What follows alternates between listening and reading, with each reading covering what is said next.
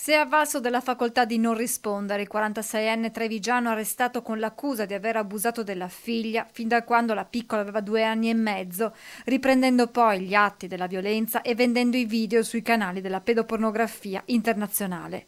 L'uomo, assistito dal suo legale, l'avvocato Sara Merlo, questa mattina in carcere si è presentato di fronte al GIP per l'interrogatorio di garanzia. La vicenda inizia ben lontano dal comune della Castellana, dove il 46enne vive, per esattezza in Australia, durante le indagini della polizia su una rete di pedofili. Tra i video passati al setaccio, quello nel quale sarebbe comparso il volto di un uomo che parlava in italiano. In altre immagini la targa, anche questa italiana, di un'automobile. A quel punto sono state interpellate la polizia postale e la squadra mobile di Venezia, che sono risalite al 46enne insospettabile artigiano. Stando a quanto ricostruito dagli inquirenti, gli abusi sarebbero andati avanti tra le mura domestiche da quando la figlia aveva 2 anni e mezzo fino ai 4.